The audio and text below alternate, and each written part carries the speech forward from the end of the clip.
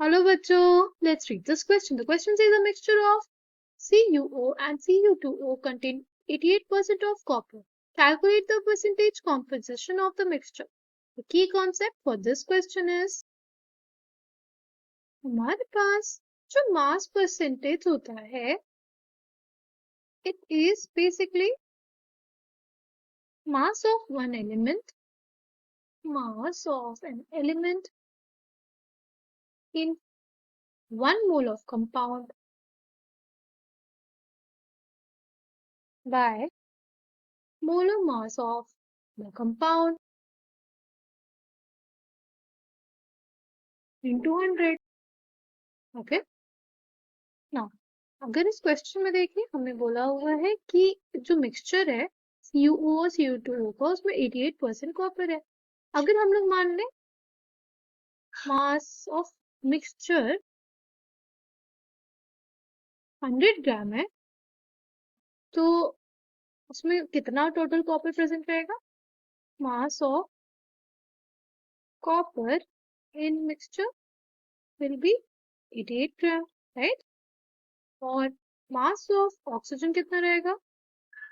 Mass of oxygen in mixture will be 100 minus 88 यानी will be 12 gram. Okay now अगर अब हम लोग देखिए CuO इसका जो मोलर मास होगा हमारे पास वो हो जाता है 79.5 ग्राम पर मोल। ओके और ये जो हमारा Cu2O है उसमें जो हमारा मोलर मास हो जाता है वो हो जाता है 143 ग्राम पर मोल। ओके नाउ अगर हम लोग मास ऑफ CuOX मान ले और मास ऑफ Cu2O Y मान ले तो जो हमारे पास मास ऑफ ऑक्सीजन हो जाएगा वो क्या हो जाएगा? मास ऑफ ऑक्सीजन हो जाएगा हमारा 16x by 79.5। देखो 16 क्या है? ऑक्सीजन जो है हमारा उसका जो हमारा एटॉमिक मास है, राइट? उसको हमने मल्टीप्लाई किया किससे?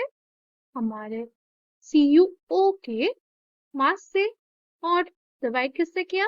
डिवाइड किया molar mass of the compound से, राइट? फिर अगर हमें मास ऑफ जो हमारा सेकेंड वाला कंपाउंड है उसमें ऑक्सीजन का मास लिखना तो लिखेंगे 16y by 143। ओके ये हमारा किसके इक्वल हो जाएगा? ये हमारे इक्वल हो जाएगा 12 के, क्योंकि हमने अभी निकाला था मास ऑफ ऑक्सीजन हमारा 12 ग्राम है। ठीक है और मास ऑफ कॉपर की अगर बात करें हमारे पास क्या हो जाएगा? 63.5 x by 79.5 और 127 y by 143। 127 क्यों हुआ? क्योंकि यहाँ पे 2 कॉपर थे, राइट? ये किसके बराबर आ जाएगा? ये हमारा बराबर आ जाएगा 88 ग्राम के। ओके अगर इन दोनों इक्वेशन को जब हम लोग सॉल्व करेंगे तो हमारे पास जो हमारी x की वैल्यू आएगी वो आएगी 8.65% और जो हमारे y की वैल्यू आएगी वो आएगी 91.35%।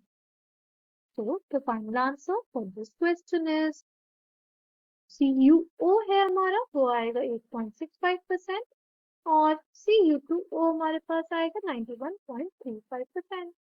I hope you understood well. Thank you and all the best.